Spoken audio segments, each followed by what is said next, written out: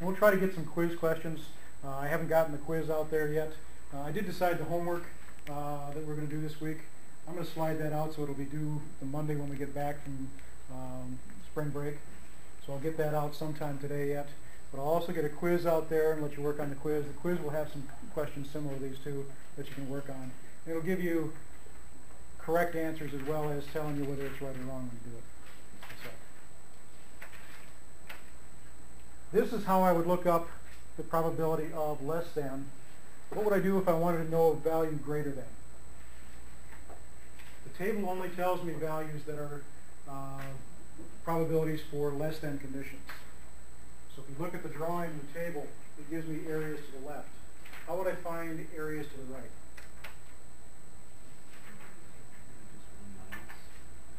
Just one minus. So what you're going to do is a situation similar to this one. This one's asking, yes? I got a question on the thing before that real quick. Sure. How come we went to the second column? Like, I don't get how we tell which one of these numbers we're supposed to be reading from. On the left side you see a minus 1.1. Right. If you look at the top it says 0.00, 0.01, 0.02. Okay. That's the third digit here. Okay. That's where the second column came from. Okay, so then if it would be less than negative 1.14, then you go to the fifth column? Yep. Where it's 0.04? Okay. Correct. Alright. Thanks. Everybody follow that? Okay. So for a greater than condition, I'm just going to do a 1 minus. So in the same situation, I have a mean of 65, standard deviation of 2.7. I want to see about 68 or greater. The greater than condition, the area to the right, is 1 minus the value in table A.1.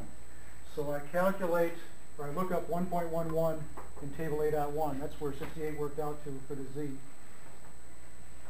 The area to the left is 0.8665.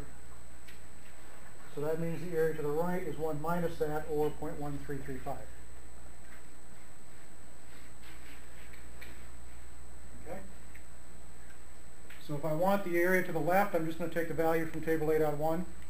If I want the area to the right, or the probability of something or greater, I'm going to take 1 minus what I look up in table A.1.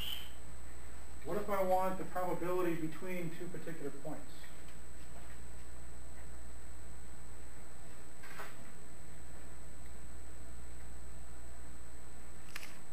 Yes, go ahead. Maybe add them and divide them by 2. That kind of thing might work if we're symmetric. And that's actually what we do in some cases when we have symmetric tails. We would add them and divide them by 2. In this case, this is not symmetric. I'm looking at z-value of minus 2.59 and 1.31. I want the area between these. What I would do is I would look up the area to the left of the larger of the two. That would give me the area to the left. And then I would subtract off the area to the left of the smaller.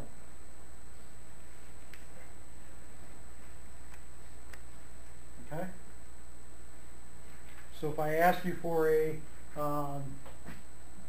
probability of falling within a particular range, you would translate the endpoints of that range to z-values. You would get something like this probability statement up here where you'd be between minus 2.59 and 1.31, two particular z-values.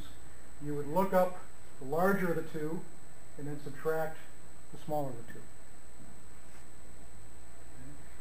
The result would give you the area between them.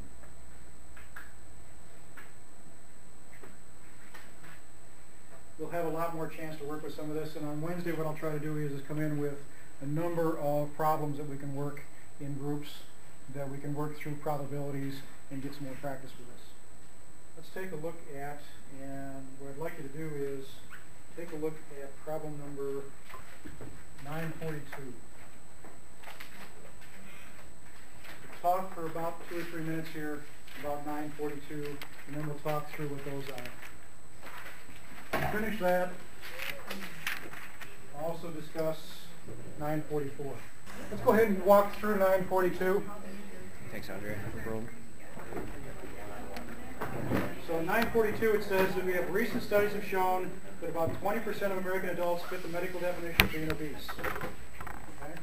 So they've identified a population of American adults and said that 20% are obese. So a proportion for that particular population is 0.2.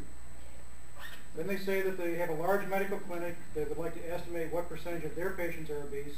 So they take a random sample of 100 patients and find that 18 are obese. They're saying that in truth the same percentage holds for patients of the medical clinic as for the general population, 20%.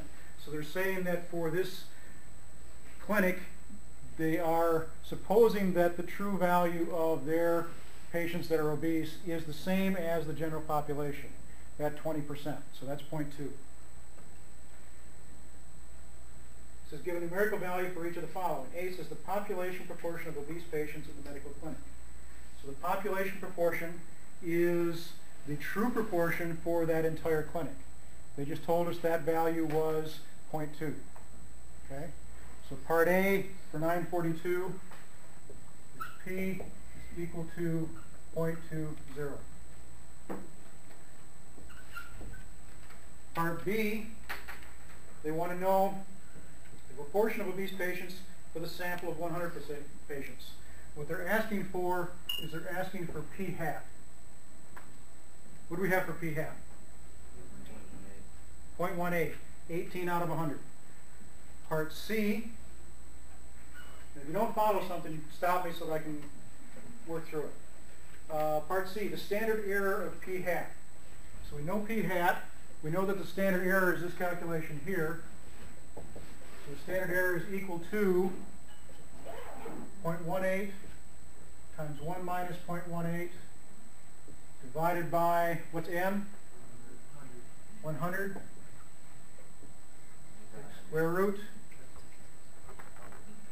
What'd that calculate to? Anybody got it calculated? 0.038.